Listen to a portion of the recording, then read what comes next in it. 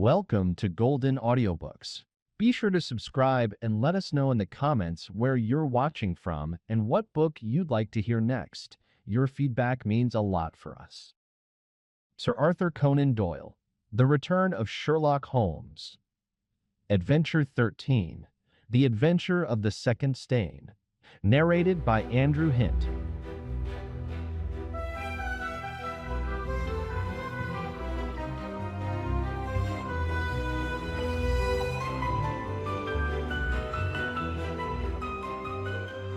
I had intended The Adventure of the Abbey Grange to be the last of those exploits of my friend, Mr. Sherlock Holmes, which I should ever communicate to the public. This resolution of mine was not due to any lack of material, since I have notes of many hundreds of cases to which I have never alluded, nor was it caused by any waning interest on the part of my readers in the singular personality and unique methods of this remarkable man. The real reason lay in the reluctance which Mr. Holmes has shown to the continued publication of his experiences. So long as he was in actual professional practice, the records of his successes were of some practical value to him. But since he has definitely retired from London and betaken himself to study and be farming on the Sussex Downs, notoriety has become hateful to him, and he has peremptorily requested that his wishes in this matter should be strictly observed. It was only upon my representing to him that I had given a promise that The Adventure of the Second Stain should be published when the times were ripe, and pointing out to him that it is only appropriate that this long series of episodes should culminate in the most important international case which he has ever been called upon to handle, that I at last succeeded in obtaining his consent that a carefully guarded account of the incident should as carefully guarded account of the incidents should as if, in telling the story, I seem to be somewhat vague in certain details, the public will readily understand that there is an excellent reason for my reticence. It was, then, in a year, and even in a decade that shall be nameless, that upon one Tuesday morning in autumn we found two visitors of European fame within the walls of our humble room in Baker Street. The one, austere, high-nosed, eagle-eyed, and dominant, was none other than the illustrious Lord Bellinger, twice Premier of Britain. The other, dark, clear-cut, and elegant, hardly yet of middle age, and endowed with every beauty of body and of mind, was the Right Honorable Trelawney Hope, Secretary for European Affairs, and the most rising statesman in the country. They sat side by side upon our paper-littered settee, and it was easy to see from their worn and anxious faces that it was business of the most pressing importance which had brought them. The Premier's thin, blue-veined hands were clasped tightly over the ivory head of his umbrella, and his gaunt, ascetic face looked gloomily from Holmes to me. The European Secretary pulled nervously at his mustache and fidgeted with the seals of his watch chain. When I discovered my loss, Mr. Holmes, which was at 8 o'clock this morning, I at once informed the Prime Minister. It was at his suggestion that we have both come to you. Have you informed the police? No, sir, said the Prime Minister with the quick, decisive manner for which he was famous. We have not done so, nor is it possible that we should do so. To inform the police must, in the long run, mean to inform the public. This is what we particularly desire to avoid. And why, sir? Because the document in question is of such immense importance that its publication might very easily, I might almost say probably, lead to European complications of the utmost moment. It is not too much to say that peace or war may hang upon the issue. Unless its recovery can be attended with the utmost secrecy, then it may as well not be recovered at all, for all that is aimed at by those who have taken it is that its contents should be generally known. I understand. Now, Mr. Trelawney Hope, I should be much obliged if you would tell me exactly the circumstances under which this document disappeared. That can be done in a very few words, Mr. Holmes. The letter, for it was a letter from a foreign potentate, was received 6 days ago. It was of such importance that I have never left it in my safe, but I have taken it across each evening to my house in Whitehall Terrace and kept it in my bedroom in a locked dispatch box. It was there last night. Of that I am certain. I actually opened the box while I was dressing for dinner and saw the document inside. This morning it was gone. The dispatch box had stood beside the glass upon my dressing table all night. I am a light sleeper, and so is my wife. We are both prepared to swear that no one could have entered the room during the night, and yet I repeat that the paper is gone. What time did you dine? 7:30. How long was it before you went to bed? My wife had gone to the theater. I waited up for her. It was 11:30 before we went to our room. Then for 4 hours the dispatch box had lain unguarded. No one is ever permitted to enter that room save the housemaid in the morning, and my valet or my wife's maid during the rest of the day. They are both trusty servants who have been with us for some time. Besides, neither of them could possibly have known that there was anything more valuable than the ordinary departmental papers in my dispatch box. Who did know of the existence of that letter? No one in the house. Surely your wife knew? No, sir. I had said nothing to my wife until I missed the paper this morning. The Premier nodded approvingly. I have long known, sir, how high is your sense of public duty, said he. I am convinced that in the case of a secret of this importance, it would rise superior to the most intimate domestic ties. The European secretary bowed. You do me no more than justice, sir. Until this morning, I have never breathed one word to my wife upon this matter. Could she have guessed? No, Mr. Holmes, she could not have guessed, nor could anyone have guessed.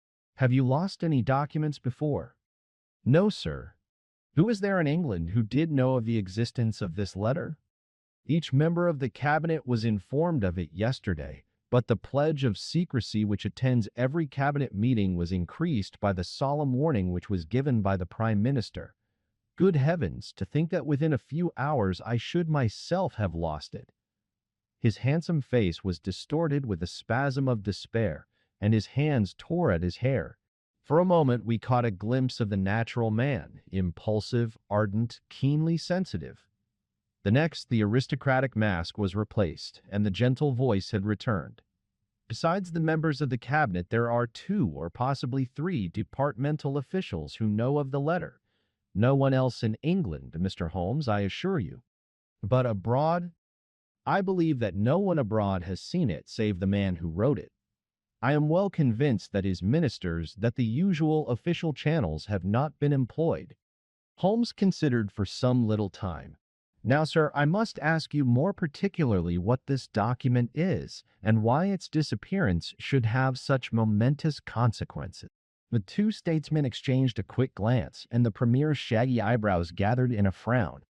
Mr. Holmes, the envelope is a long, thin one of pale blue color. There is a seal of red wax stamped with a crouching lion. It is addressed in large, bold handwriting to— I fear, sir, said Holmes, that interesting and indeed essential as these details are, my inquiries must go more to the root of things. What was the letter? That is a state secret of the utmost importance, and I fear that I cannot tell you, nor do I see that it is necessary. If by the aid of the powers which you are said to possess you can find such an envelope as I describe with its enclosure, you will have deserved well of your country, and earned any reward which it lies in our power to bestow. Sherlock Holmes rose with a smile. You are 2 of the most busy men in the country, said he, and in my own small way I have also a good many calls upon me. I regret exceedingly that I cannot help you in this matter, and any continuation of this interview would be a waste of time. The Premier sprang to his feet with that quick, fierce gleam of his deep-set eyes, before which a cabinet is coward. I am not accustomed, sir, he began, but mastered his anger and resumed his seat. For a minute or more we all sat in silence. Then the old statesman shrugged his shoulders. We must accept your terms, Mr. Holmes.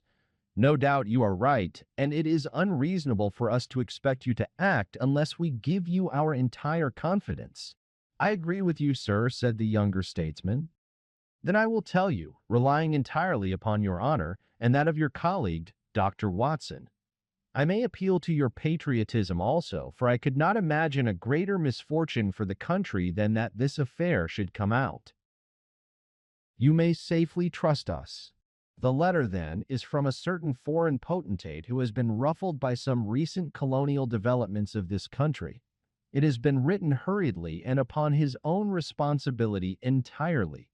Inquiries have shown that his ministers know nothing of the matter. At the same time, it is couched in so unfortunate a manner, and certain phrases in it are of so provocative a character, that its publication would undoubtedly lead to a most dangerous state of feeling in this country. There would be such a ferment, sir, that I do not hesitate to say that within a week of the publication of that letter, this country would be involved in a great war. Holmes wrote a name upon a slip of paper and handed it to the premier. Exactly. It was he. And it is this letter which may well mean the expenditure of 1,000 millions and the lives of 100,000 men, which has become lost in this unaccountable fashion. Have you informed the sender? Yes, sir. A cipher telegram has been dispatched. Perhaps he desires the publication of the letter. No, sir, we have strong reason to believe that he already understands that he has acted in an indiscreet and hot-headed manner. It would be a greater blow to him and to his country than to us if this letter were to come out. If this is so, whose interest is it that the letter should come out? Why should anyone desire to steal it or to publish it? There, Mr. Holmes, you take me into regions of high international politics.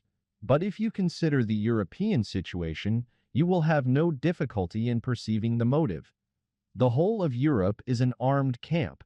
There is a double league which makes a fair balance of military power. Great Britain holds the scales. If Britain were driven into war with one confederacy, it would assure the supremacy of the other confederacy, whether they joined in the war or not. Very clearly. It is then the interest of the enemies of this potentate to secure and publish this letter so as to make a breach between his country and ours. Yes, sir. And to whom would this document be sent if it fell into the hands of an enemy? To any of the great chancelleries of Europe. It is probably speeding on its way thither at the present instant as fast as steam can take it. Mr. Trelawney Hope dropped his head on his chest and groaned aloud. The premier placed his hand kindly upon his shoulder. It is your misfortune, my dear fellow. No one can blame you.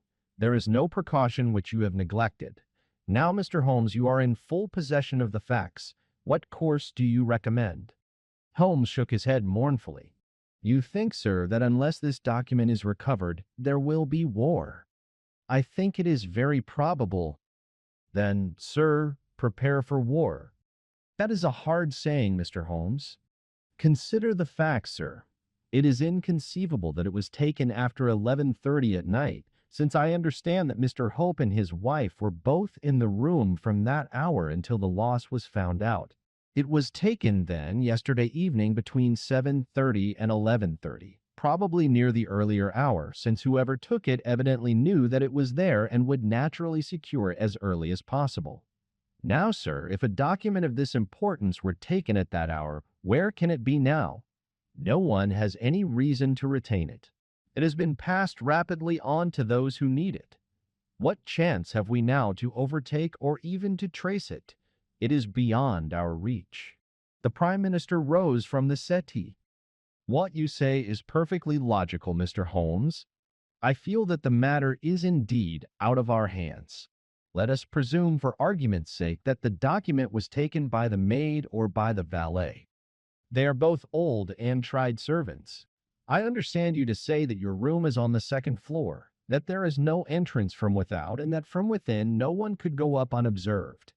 It must then be somebody in the house who has taken it. To whom would the thief take it? To one of several international spies and secret agents whose names are tolerably familiar to me. There are three who may be said to be the heads of their profession. Will begin my research by going round and finding if each of them is at his post. If one is missing, especially if he has disappeared since last night, we will have some indication as to where the document has gone. Why should he be missing? Asked the European secretary. He would take the letter to an embassy in London as likely as not. I fancy not. These agents work independently, and their relations with the embassies are often strained. The Prime Minister nodded his acquiescence. I believe you are right, Mr. Holmes. He would take so valuable a prize to headquarters with his own hands. I think that your course of action is an excellent one. Meanwhile, hope we cannot neglect all our other duties on account of this one misfortune. Should there be any fresh developments during the day, we shall communicate with you. and you will no doubt let us know the results of your own inquiries." The two statesmen bowed and walked gravely from the room. When our illustrious visitors had departed, Holmes lit his pipe in silence and sat for some time lost in the deepest thought. I had opened the morning paper and was immersed in a sensational crime which had occurred in London the night before, when my friend gave an exclamation, sprang to his feet, and laid his pipe down upon the mantelpiece. "Yes," said he, "there is no better way of approaching it. The situation is desperate, but not hopeless. Even now, if we could be sure which of them has taken it, it is just possible that it has not yet passed out of his hands. After all, it is a question of money with these fellows, and I have the British Treasury behind me. If it's on the market, I'll buy it, if it means another penny on the income tax. It is conceivable that the fellow might hold it back to see what bids come from this side before he tries his luck on the other. There are only those three capable of playing so bold a game. There are Oberstein, Le Rothier, and Eduardo Lucas.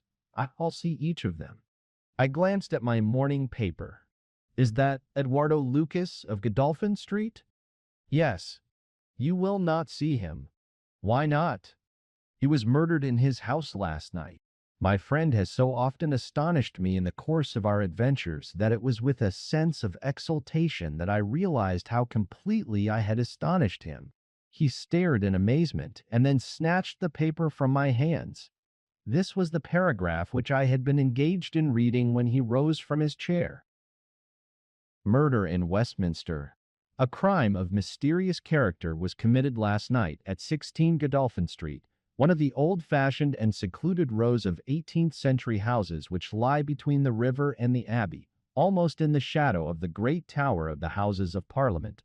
This small but select mansion has been inhabited for some years by Mr. Eduardo Lucas, well known in society circles, both on account of his charming personality and because he has the well-deserved reputation of being one of the best amateur tenors in the country.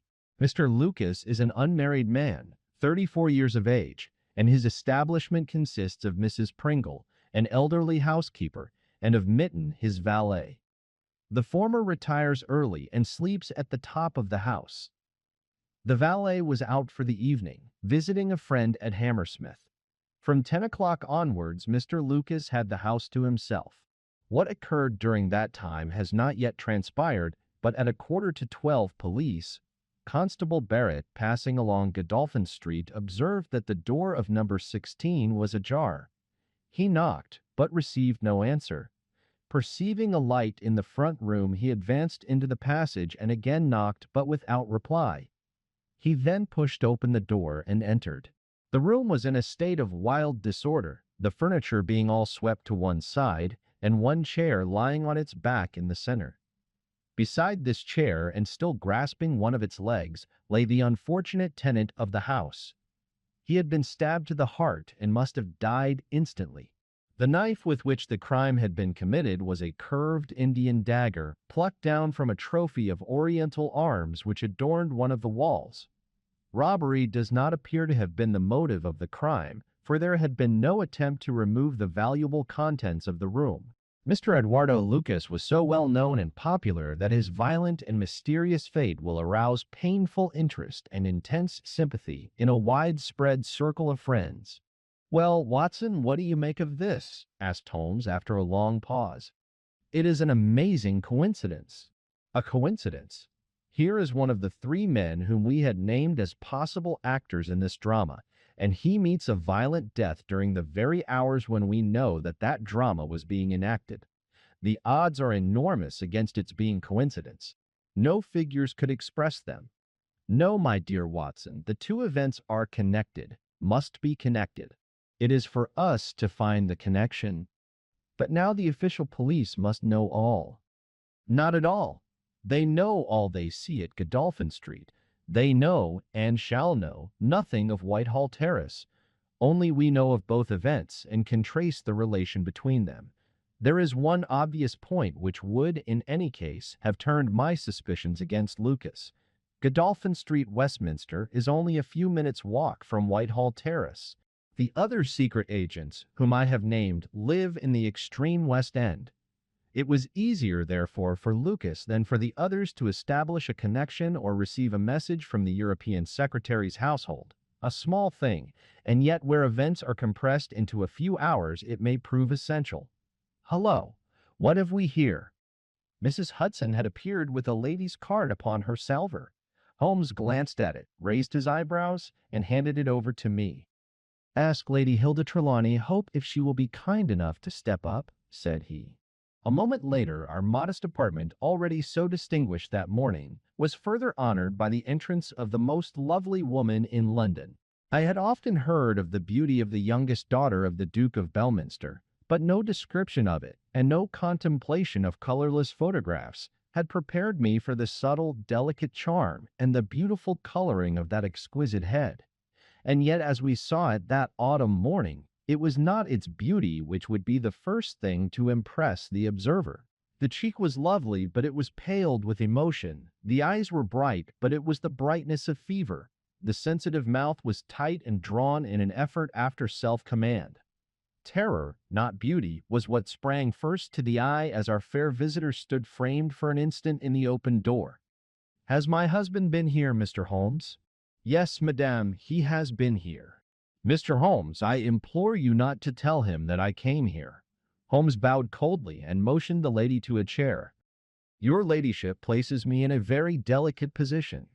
I beg that you will sit down and tell me what you desire, but I fear that I cannot make any unconditional promise." She swept across the room and seated herself with her back to the window.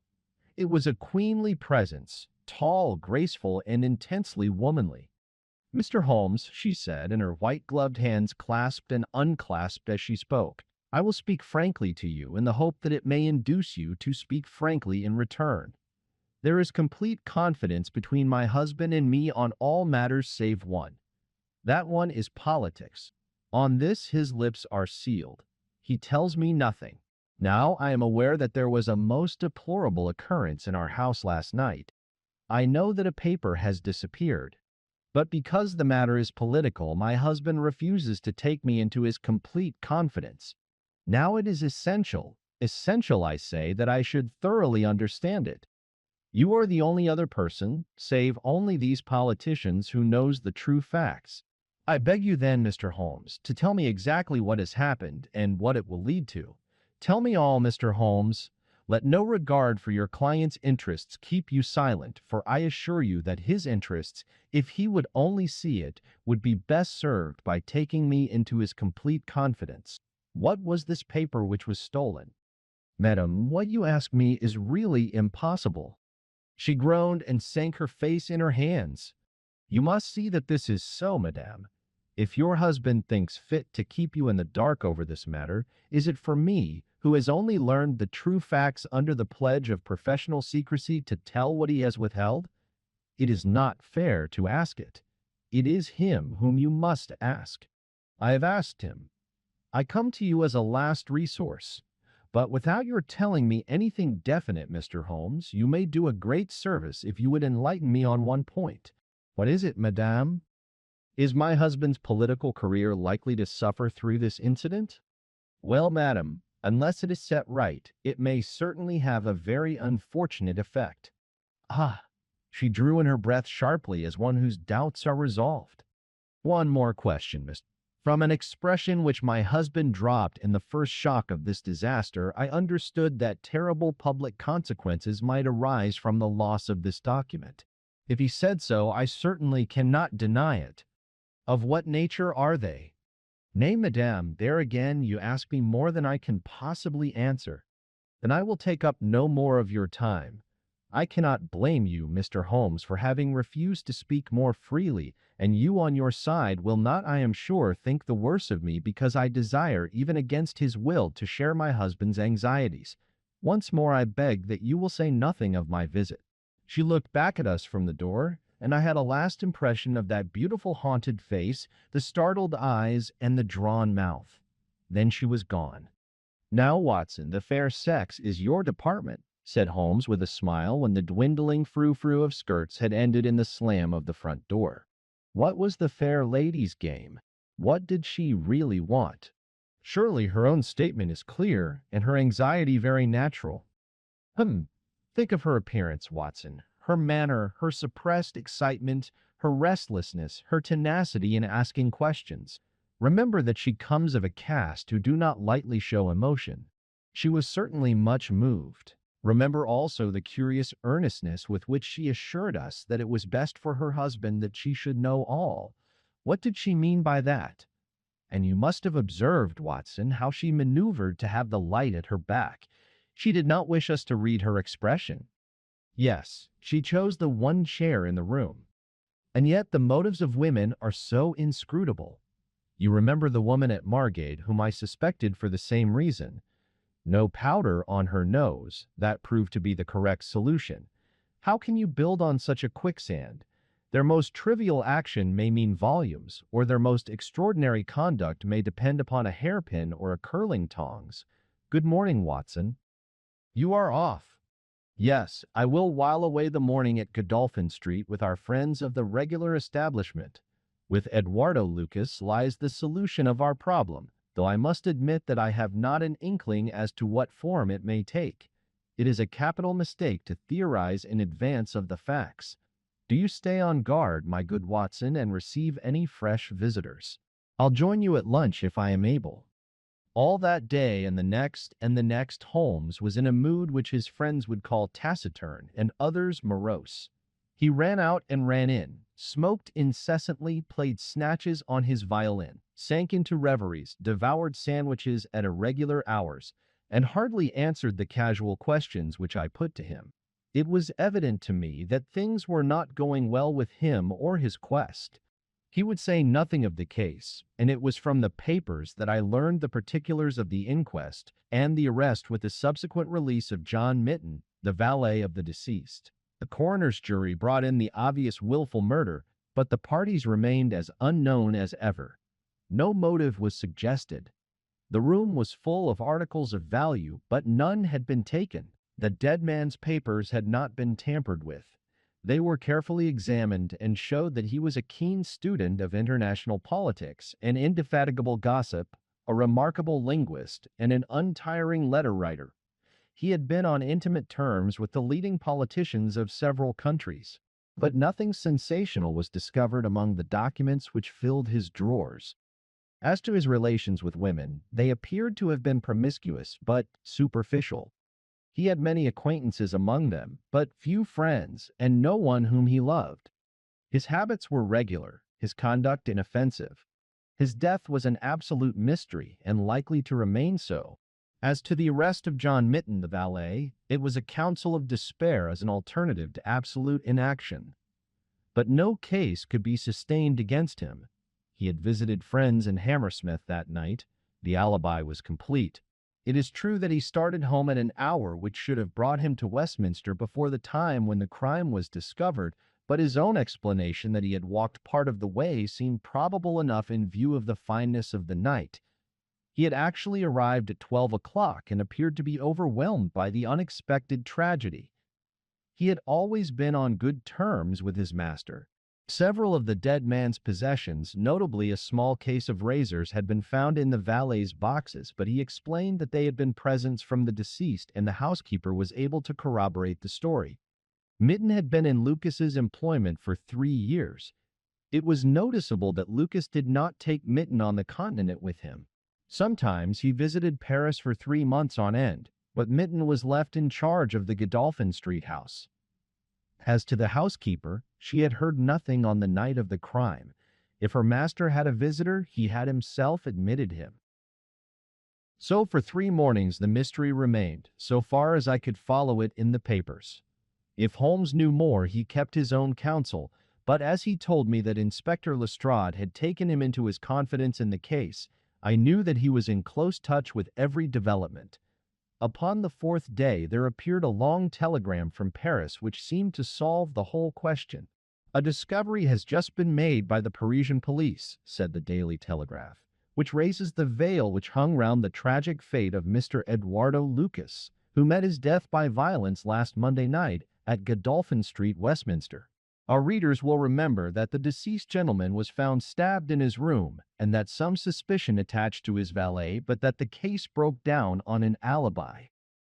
Yesterday, a lady who has been known as Madame Henri Fournay, occupying a small villa in the Rue Austerlitz, was reported to the authorities by her servants as being insane. An examination showed that she had indeed developed mania of a dangerous and permanent form. On inquiry, the police have discovered that Madame Henri Fournay only returned from a journey to London on Tuesday last, and there is evidence to connect her with the crime at Westminster. A comparison of photographs has proved conclusively that Monsieur Henri Fournay and Eduardo Lucas were really one and the same person, and that the deceased had for some reason lived a double life in London and Paris. Madame Fournay, who is of Creole origin, is of an extremely excitable nature and has suffered in the past from attacks of jealousy which have amounted to frenzy. It is conjectured that it was in one of these that she committed the terrible crime which has caused such a sensation in London. Her movements upon the Monday night have not yet been traced, but it is undoubted that a woman answering to her description attracted much attention at Charing Cross Station on Tuesday morning by the wildness of her appearance and the violence of her gestures. It is probable, therefore, that the crime was either committed when insane or that its immediate effect was to drive the unhappy woman out of her mind. At present, she is unable to give any coherent account of the past, and the doctors hold out no hopes of the re-establishment of her reason. There is evidence that a woman, who might have been Madame Fournay, was seen for some hours on Monday night watching the house in Godolphin Street.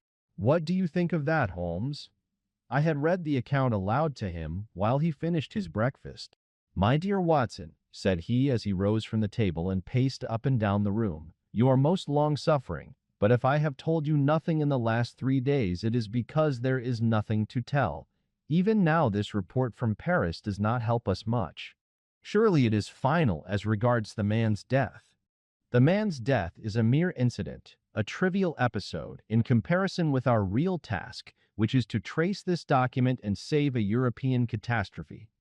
Only one important thing has happened in the last 3 days, and that is that nothing has happened. I get reports almost hourly from the government, and it is certain that nowhere in Europe is there any sign of trouble. Now, if this letter were loose, no, it can't be loose, but if it isn't loose, where can it be? Who has it? Why is it held back? That's the question that beats in my brain like a hammer. Was it indeed a coincidence that Lucas should meet his death on the night when the letter disappeared? Did the letter ever reach him? If so, why is it not among his papers?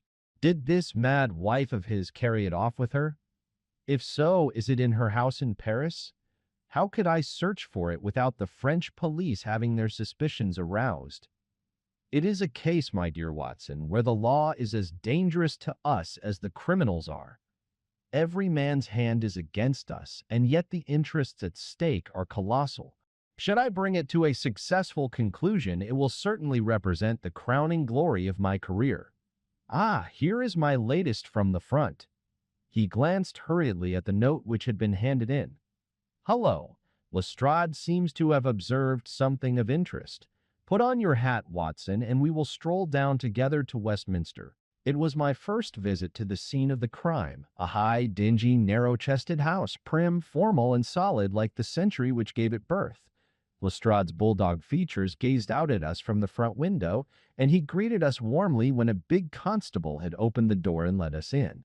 The room into which we were shown was that in which the crime had been committed, but no trace of it now remained, save an ugly, irregular stain upon the carpet.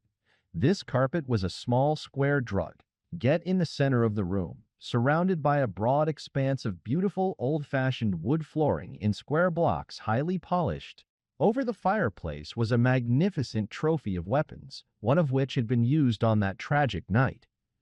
In the window was a sumptuous writing desk, and every detail of the apartment, the pictures, the rugs, and the hangings, all pointed to a taste which was luxurious to the verge of effeminacy. "Seen the Paris news?" asked Lestrade. Holmes nodded. "Our French friends seem to have touched the spot this time. No doubt it's just as they say. She knocked at the door, surprise visit, I guess, for he kept his life in watertight compartments. He let her in, couldn't keep her in the street. She told him how she had traced him, reproached him, one thing led to another, and then with that dagger so handy the end soon came. It wasn't all done in an instant, though, for these chairs were all swept over yonder, and he had one in his hand, as if he had tried to hold her off with it. We've got it all clear as if we had seen it. Holmes raised his eyebrows. And yet you have sent for me. Ah, yes, that's another matter. A mere trifle, but the sort of thing you take an interest in. Queer, you know, and what you might call freakish. It has nothing to do with the main fact. Can't have on the face of it. What is it then? Well, you know, after a crime of this sort, we are very careful to keep things in their position. Nothing has been moved. Officer in charge here day and night. This morning, as the man was buried and the investigation over, so far as this room is concerned, we thought we could tidy up a bit. This carpet, you see, it is not fastened down, only just laid there. We had occasion to raise it. We found— Yes, you found— Holmes's face grew tense with anxiety. Well, I'm sure you would never guess in 100 years what we did find. You see that stain on the carpet? Well, a great deal must have soaked through, must it not? Undoubtedly it must. Well, you will be surprised to hear that there is no stain on the white woodwork to correspond. No stain. But there must. Yes, so you would say. But the fact remains that there isn't. He took the corner of the carpet in his hand, and turning it over, he showed that it was indeed, as he said. But the underside is as stained as the upper. It must have left a mark. Lestrade chuckled with delight at having puzzled the famous expert. Now I'll show you the explanation. There is a second stain, but it does not correspond with the other. See for yourself. As he spoke, he turned over another portion of the carpet, and there, sure enough, was a great crimson spill upon the square white facing of the old-fashioned floor. What do you make of that, Mr. Holmes? Why, it is simple enough. The two stains did correspond, but the carpet has been turned round. As it was square and unfastened, it was easily done. The official police don't need you, Mr. Holmes, to tell them that the carpet must have been turned round. That's clear enough, for the stains lie above each other if you lay it over this way. But what I want to know is, who shifted the carpet and why? I could see from Holmes's rigid face that he was vibrating with inward excitement. Look here, Lestrade, said he, has that constable in the passage been in charge of the place all the time? Yes, he has. Well, take my advice. Examine him carefully. Don't do it before us. We'll wait here. You take him into the back room. You'll be more likely to get a confession out of him alone. Ask him how he dared to admit people and leave them alone in this room. Don't ask him if he has done it. Take it for granted. Tell him you know someone has been here. Press him. Tell him that a full confession is his only chance of forgiveness. Do exactly what I tell you. By George, if he knows, I'll have it out of him, cried Lestrade. He darted into the hall, and a few moments later his bullying voice sounded from the back room. Now, Watson, now, cried Holmes with frenzied eagerness. All the demoniacal force of the man masked behind that listless manner burst out in a paroxysm of energy. He tore the drugget from the floor, and in an instant was down on his hands and knees, clawing at each of the squares of wood beneath it. One turned sideways as he dug his nails into the edge of it. It hinged back like the lid of a box. A small black cavity opened beneath it. Holmes plunged his eager hand into it and drew it out with a bitter snarl of anger and disappointment. It was empty. Quick, Watson, quick, get it back again. The wooden lid was replaced, and the drugget had only just been drawn straight when Lestrade's voice was heard in the passage. He found Holmes leaning languidly against the mantelpiece, resigned and patient, endeavoring to conceal his irrepressible yawns. Sorry to keep you waiting, Mr. Holmes. I can see that you are bored to death with the whole affair. Well, he has confessed all right. Come in here, Macpherson. Let these gentlemen hear of your most inexcusable conduct. The big constable, very hot and penitent, sidled into the room. I meant no harm, sir, I'm sure. The young woman came to the door last evening, mistook the house she did, and then we got talking. It's lonesome when you're on duty here all day. Well, what happened then? She wanted to see where the crime was done, had read about it in the papers, she was a very respectable, well-spoken young woman, sir, and I saw no harm in letting her have a peep. When she saw that mark on the carpet, down she dropped on the floor and lay as if she were dead. I ran to the back and got some water, but I could not bring her to. Then I went round the corner to the ivy plant for some brandy, and by the time I had brought it back, the young woman had recovered and was off, ashamed of herself, I dare say, and dared not face me. How about moving that drugget? Well, sir, it was a bit rumpled, certainly, when I came back. You see, she fell on it, and it lies on a polished floor with nothing to keep it in place. I straightened it out afterwards. It's a lesson to you that you can't deceive me, Constable Macpherson, said Lestrade with dignity. No doubt you thought that your breach of duty could never be discovered, and yet a mere glance at that drugget was enough to convince me that someone had been admitted to the room. It's lucky for you, my man, that nothing is missing, or you would find yourself in Queer Street. I'm sorry to have called you down over such a petty business, Mr. Holmes, but I thought the point of the second stain not corresponding with the first would interest you. Certainly it was most interesting. Has this woman only been here once, Constable? Yes, sir, only once. Who was she? Don't know the name, sir. Was answering an advertisement about typewriting and came to the wrong number. Very pleasant, genteel young woman, sir. Tall, handsome. Yes, sir, she was a well-grown young woman. I suppose you might say she was handsome. Perhaps some would say she was very handsome. Oh, officer, do let me have a peep, says she. She had pretty coaxing ways, as you might say, and I thought there was no harm in letting her just put her head through the door. How was she dressed? Quiet, sir, a long mantle down to her feet. What time was it? It was just growing dusk at the time. They were lighting the lamps as I came back with the brandy. Very good, said Holmes. Come, Watson, I think that we have more important work elsewhere. As we left the house, Lestrade remained in the front room while the repentant constable opened the door to let us out. Holmes turned on the step and held up something in his hand. The constable stared intently. Good Lord, sir, he cried with amazement on his face. Holmes put his finger on his lips, replaced his hand in his breast pocket, and burst out laughing as we turned down the street. Excellent, said he. Come, friend Watson, the curtain rings up for the last act. You will be relieved to hear that there will be no war, that the Right Honorable Trelawney Hope will suffer no setback in his brilliant career, that the indiscreet sovereign will receive no punishment for his indiscretion, that the Prime Minister will have no European complication to deal with, and that with a little tact and management upon our part, nobody will be a penny the worse for what might have been a very ugly incident. My mind filled with admiration for this extraordinary man. You have solved it, I cried. Hardly that, Watson. There are some points which are as dark as ever, but we have so much that it will be our own fault if we cannot get the rest. We will go straight to Whitehall Terrace and bring the matter to a head. When we arrived at the residence of the European Secretary, it was for Lady Hilda Trelawney Hope that Sherlock Holmes inquired. We were shown into the morning room. Mr. Holmes, said the lady, and her face was pink with her indignation, this is surely most unfair and ungenerous upon your part. I desired, as I have explained, to keep my visit to you a secret, lest my husband should think that I was intruding into his affairs. And yet you compromise me by coming here and so showing that there are business relations between us. Unfortunately, madam, I had no possible alternative. I have been commissioned to recover this immensely important paper.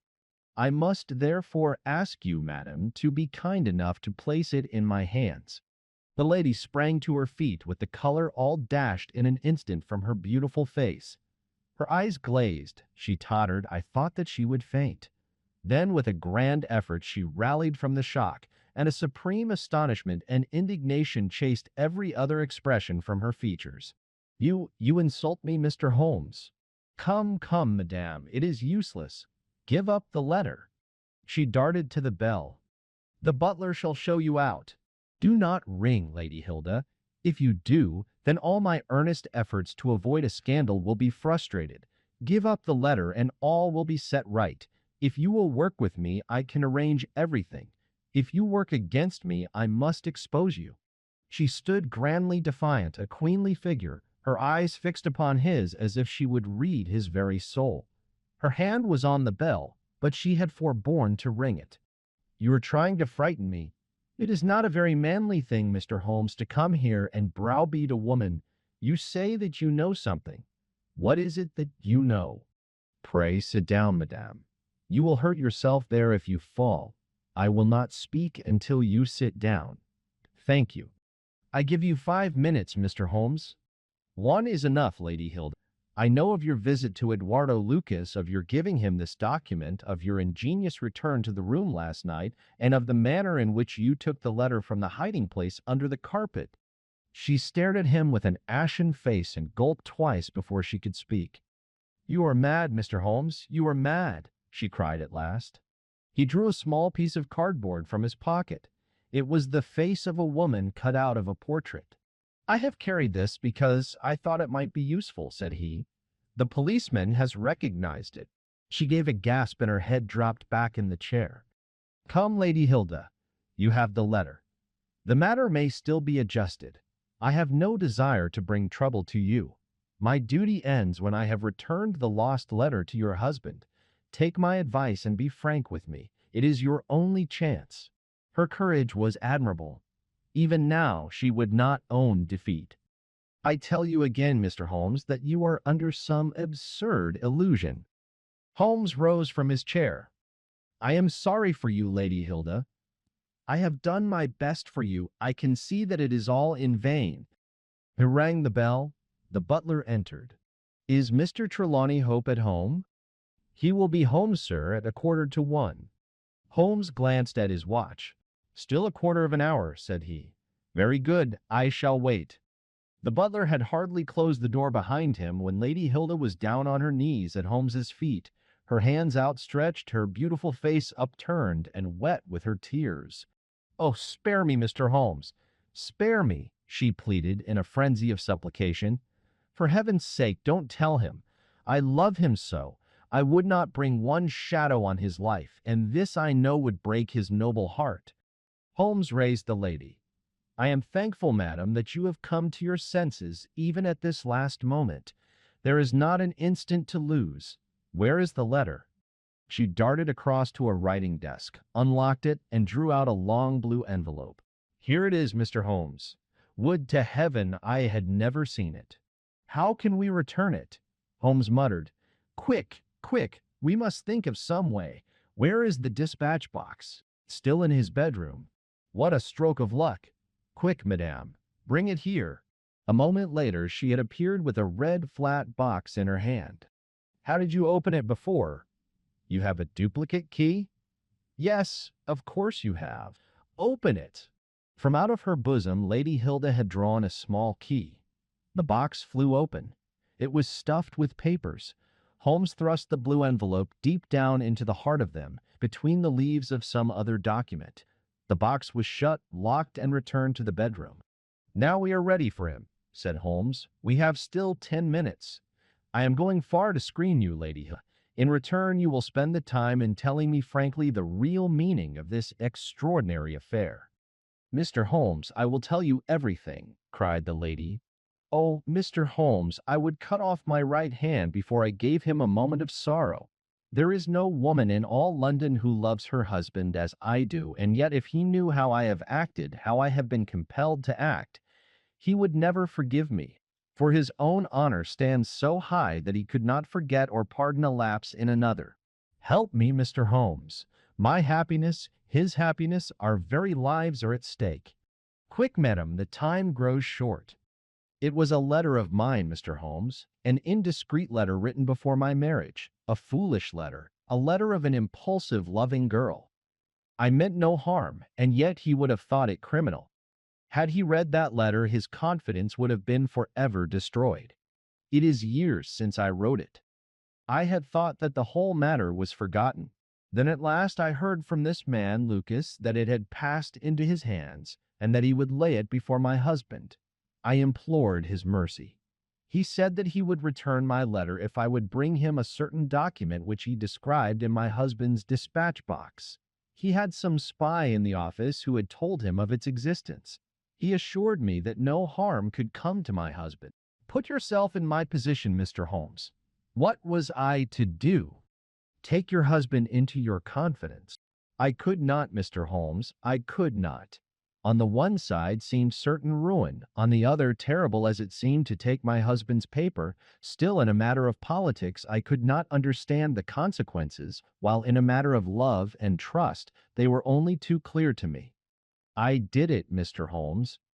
I took an impression of his key. This man Lucas furnished a duplicate.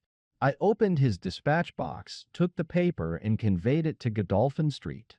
What happened there, madam? I tapped at the door as agreed. Lucas opened it. I followed him into his room, leaving the hall door ajar behind me, for I feared to be alone with the man. I remember that there was a woman outside as I entered. Our business was soon done. He had my letter on his desk. I handed him the document. He gave me the letter. At this instant there was a sound at the door. There were steps in the passage. Lucas quickly turned back the drugget, thrust the document into some hiding place there, and covered it over. What happened after that is like some fearful dream. I have a vision of a dark, frantic face, of a woman's voice which screamed in French, "My waiting is not in vain. At last, I have found you with her." I rushed from the horrible scene, ran from the house, and only next morning in the paper did I learn the dreadful result. That night I was happy, for I had my letter, and I had not seen yet what the future would bring. It was the next morning that I realized that I had only exchanged one trouble for another. My husband's anguish at the loss of his paper went to my heart. I could hardly prevent myself from there and then kneeling down at his feet and telling him what I had done. But that again would mean a confession of the past. I came to you that morning in order to understand the full enormity of my offense. From the instant that I grasped it, my whole mind was turned to the one thought of getting back my husband's paper. It must still be where Lucas had placed it, for it was concealed before this dreadful woman entered the room. If it had not been for her coming, I should not have known where his hiding place was. How was I to get into the room? For 2 days I watched the place, but the door was never left open. Last night I made a last attempt. What I did and how I succeeded you have already learned. I brought the paper back with me, and thought of destroying it, since I could see no way of returning it without confessing my guilt to my husband. Heavens, I hear his step upon the stair. The European secretary burst excitedly into the room. "Any news, Mr. Holmes? Any news?" he cried. "I have some hopes." "Ah, thank heaven!" His face became radiant. "The Prime Minister is lunching with me. May he share your hopes?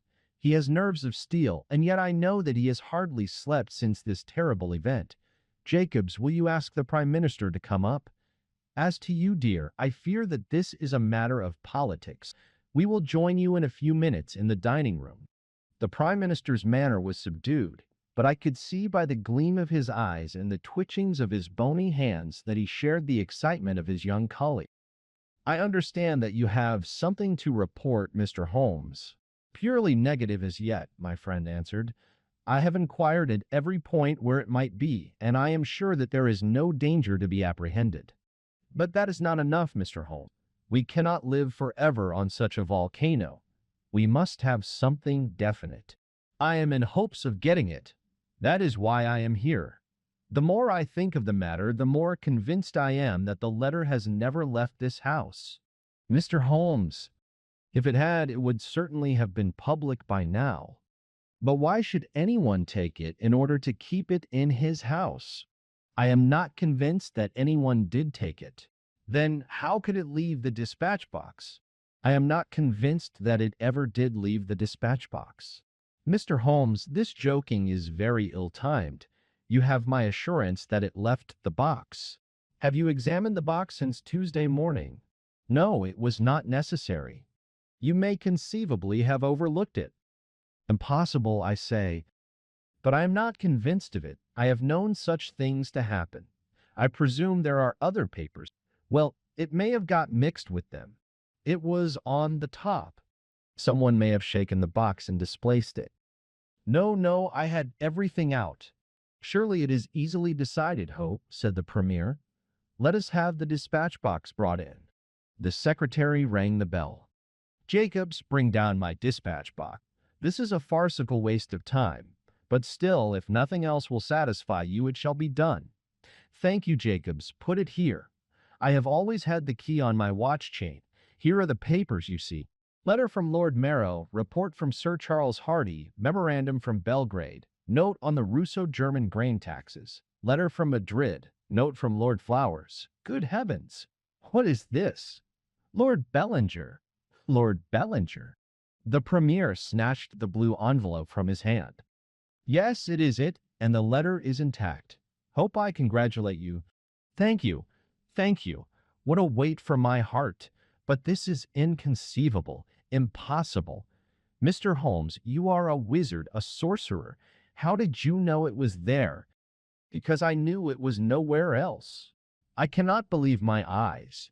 He ran wildly to the door. Where is my wife? I must tell her that all is well. Hilda, Hilda, we heard his voice on the stairs. The Premier looked at Holmes with twinkling eyes. Come, sir, said he. There is more in this than meets the eye. How came the letter back in the box? Holmes turned away, smiling from the keen scrutiny of those wonderful eyes. We also have our diplomatic secrets, said he, and picking up his hat, he turned to the door.